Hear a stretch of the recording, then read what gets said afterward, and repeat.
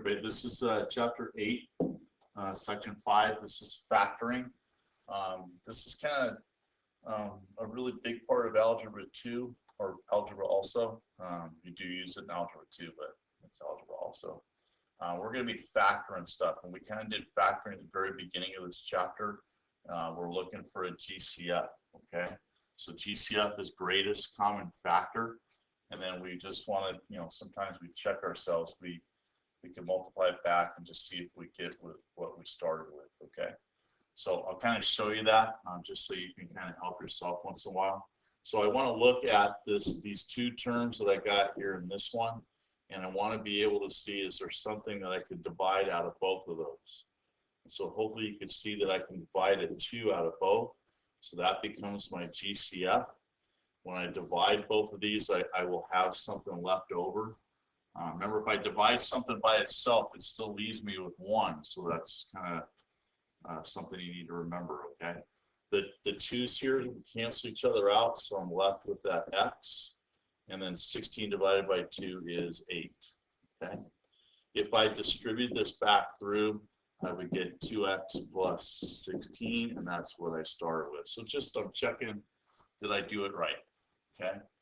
We did some of these too where you now have variables and powers associated with that. So when you're taking out GCF with powers, you're really taking out the smallest power, okay?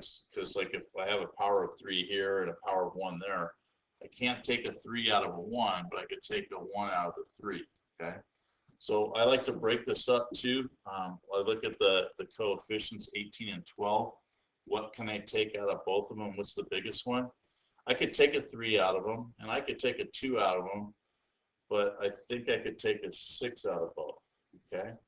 I look at the variables. I can take a y out, and I could take a y to the first out, okay?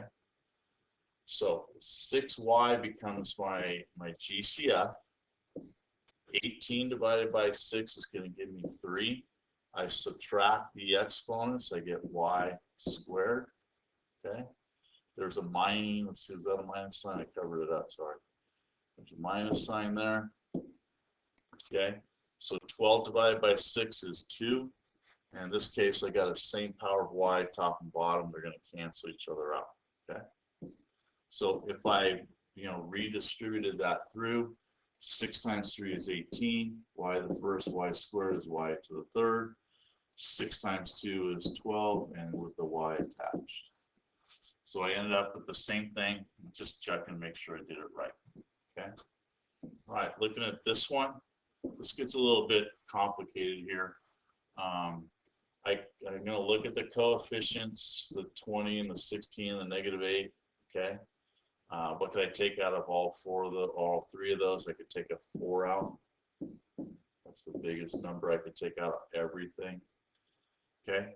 I look at these, and each one of them has a power of m, but there's a power of n in there also, but it's not in all 3, so I can't take that n out. Okay, it has to be in all 3. So 4m becomes my GCF. Okay. 16 divided by 4 is 4.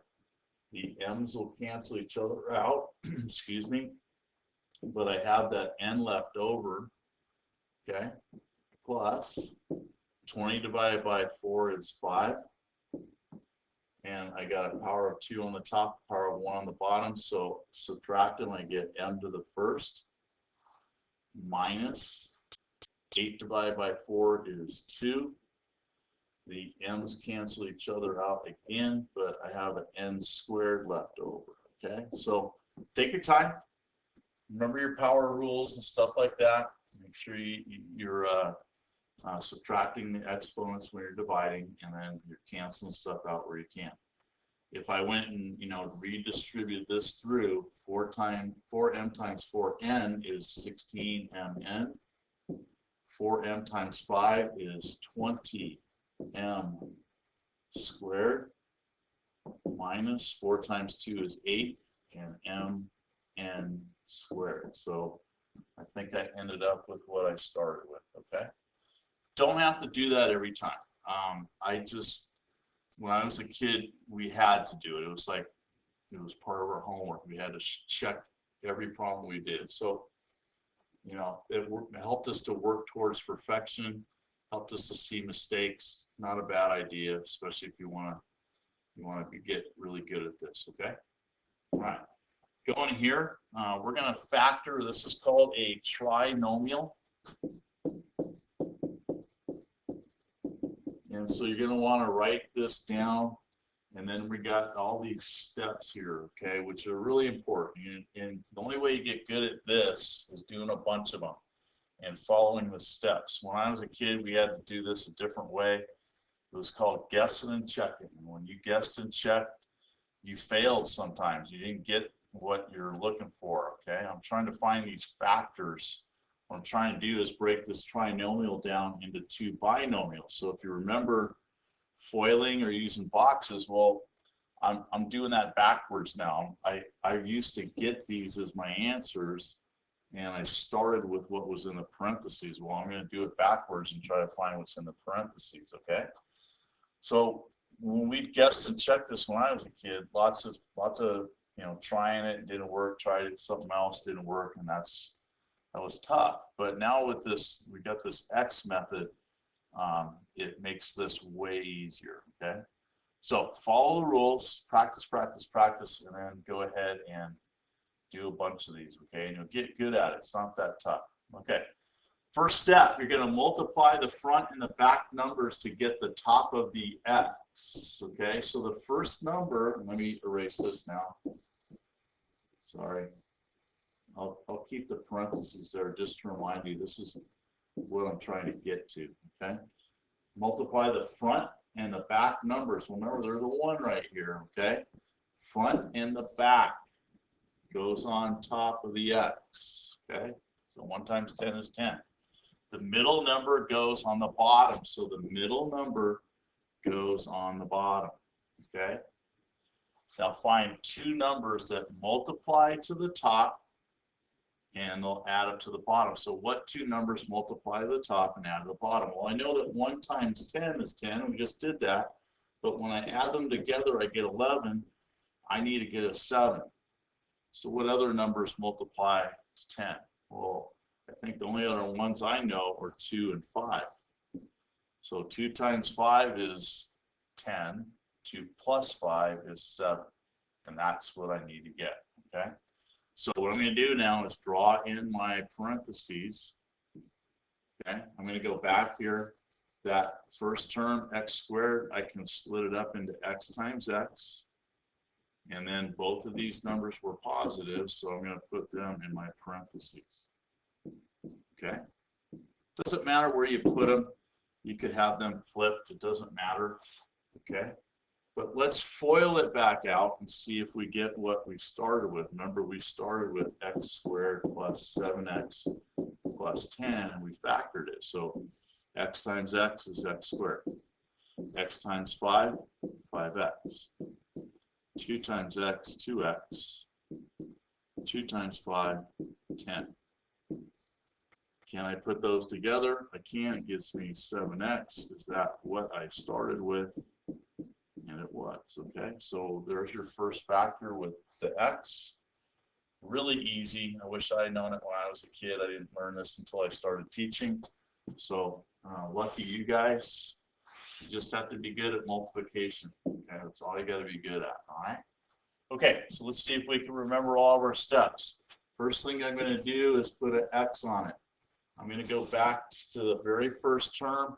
If there's not a number there, I'm going to put a 1 there so I know what I'm doing. Okay? First step, multiply the front number to the back number and put it on top. Okay? You just have to know the steps and you have to know where to put stuff. It takes a few to do these to really kind of get it down, so don't worry. Okay? The middle number, next step, middle number goes on the bottom. Okay, you notice I didn't take the x with it. I'm just dealing with numbers here. And then I'm going to ask myself what multiplies to 15 and adds to 8. Well, I know that 1 and 15 we just did gave me 15, but it adds to 16. That's not the number on the bottom. So what other numbers multiply to 15? Well, the only other ones that do are 3 times 5 and 3 plus 5 gives me 8, okay? So I can go over here, set up my parentheses. You know, how do you get x squared? It's x times x, so that's what goes in the front. Okay, just split it up. And then you had the 3 and the 5, they were both positive, so plus 3 plus 5. Okay, you foil that back out, use boxes and multiply that out. You should get what you started with. Okay. All right. Problem number 2 is a little bit different. Okay.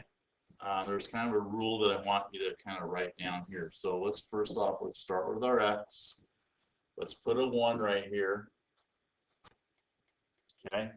And let's start filling up our x. So the first number to the back number is 24. The middle number now, make sure the sign comes with it, is negative 11. Okay. Now, what multiplies to a positive 24 but adds to a negative 11? So now I got to remember some rules about my multiplication. Okay. I got to get two numbers to multiply to positive 24, but they'll add up to negative 11. Okay, and let's do this too. I know that 1 and 24 gets me 25. 2 and 12 gets me 14. 3 and 8 gets me 11. Uh-oh, that number looks kind of familiar. Okay, I'm adding those together. Now that's what I had to do when I was a kid. You know, you had to kind of go through it. If you didn't know it, if you weren't really good with your multiplication tables, you had to kind of do that. All right, so that actually made us better with our multiplication. So I know that 3 and 8 is going to work. 3 times 8 is 24, but 3 plus 8 is positive 11. I mean negative 11. So remember your multiplication rules. If you got two negatives, it makes positive. So negative 3 times negative 8 is positive 24, but negative 3 plus negative 8 gets me negative 11. Okay, so there's my factors. So I'm going to put my parentheses, break up the x into x times x, or break up the x squared into x times x, and now I take those two numbers from the side. Okay. So the rule is, if the first sign's negative and the second one's positive, both of your factors are going to need to be negative. And if you did go look at the problem above, if the two signs here are positive, then both of the factors need to be positive. Okay, so it's a little rule. If you kind of recognize stuff, it makes things a lot easier. Okay, so here we go. Let's do this one. We're going to draw our x. We're going to put a 1 in front of that because there's nothing there. And let's fill up our x. So 1 times the back number, now it's a negative 15, so that's what goes on top. Okay. And the middle number is 2, so that goes on the bottom. Okay. Now what gets me 15? Well, and it's a negative 15. So if you remember, you're looking for two numbers that multiply to 15. Well, to get a negative number, I have to have a positive and I have to have a negative number. So sometimes it's nice just to put those down, and it helps me to think. When I add these two different kind of numbers together, I have to get a positive 2. So what multiplies to 15 and adds up to positive 2? Well, only 1 and 15 multiplies to that, and the 15 would have to be positive, so negative 1, that's only 14. So the other numbers I know that give me 15 are 5 and 3. Okay. Now I put them there for a reason, because I have to add them together. I need a positive number, so the positive number needs to be the bigger of the two. 5's being bigger than 3. You multiply those together, you get negative 15. You add them together, you get positive 2. Now I've got my factors. Okay, so I'm going to split up the x squared into x times x. I'm going to take these two numbers off the side, and there you go. Okay, now let's FOIL this back out, just double check. X times x is x squared. X times negative 3 is negative 3x. 5 times x is 5x. 5 times negative 3 is negative 15. Can I put those two together? Yes, I can. It gives me a positive 2. Okay, and that's what I started with. Okay, all right, so another little rule here. okay? If the signs in the original problem are in this order, then you have to have different signs, okay? And the bigger number has to be positive when it's in that order. Kind of, it's something you can memorize and kind of help you out. Or if you notice that this number is negative, you're going to have different signs here each time. Okay. All right. On this one, we're going to factor this. Okay. This is kind of a cool question the way it's done because it's what you could do in other math questions. But let's just factor it. Let's focus on that right now. Okay. So let's draw my x. There's a 1 in front of that x squared. So 1 times the back is this. The middle number is a -2. So now it's a little bit different again. But if you remember, I said if this top number is negative, these are going to need to be different. Okay. And then you're going to ask yourself what multiplies to 35, -35, adds up to -2. Well, there's only a couple different choices. I know it's 5 and 7, but I got it when I add them together, they need to be a -2. So if you remember the last question I did, the number on the bottom was positive, so the bigger number was positive. Well, if the number is negative on the bottom, the bigger number has to be negative. Okay, so hopefully you get that. It's kind of a common sense thing, but you got to think those things out once in a while. All right. So I'm going to take my x squared and I'm going to break it up. I'm going to take my numbers off the side and go ahead and put them in. It doesn't matter where you put the 5 and the 7, just as long as you got the correct sign in front of it. Okay. All right. So and let me go back to the question. Remember I said let's forget about what that's doing. But remember the area of a rectangle is the base times the height. Okay. And what are the possible dimensions? Well, this represents the dimensions. I don't know what x is, but I could figure that out. If they gave me the area, I could figure out what the actual length and at the side and the height are. Okay. All right. For this one, I'm going to have you ignore this for just a sec. I'm just going to factor this without the y, okay? And I'll just show you a little trick, okay? So I'm going to go ahead and draw my x, put a 1 here in front of it, and fill it in. So 1 times -55 gives me that. Middle number is 6, goes on the bottom, okay? All right, so if this number on top is negative, these two numbers are going to have to be different. And I got to find out two numbers that multiply to 55. There's a few there. I'm not really sure, but I think 11 times 5 is 55. And those two numbers add up to +6, okay? So there you go. So I can go ahead and take my parentheses, split up my x to x times x, take those two numbers and put them in, okay? Now, let's go back. We had this stinking y in there and y squared in there, okay? All I'm going to do is take it and plug it in. I'm sorry, time out, I put a 6 there. Put a 5 there. My fault. All I'm going to do is take the y and put it back on the end, just like the y squared was, okay? If you FOIL that back out or box that back out, you get the same thing, okay? All right, so that's kind of a weird one, tough one. You'll see it.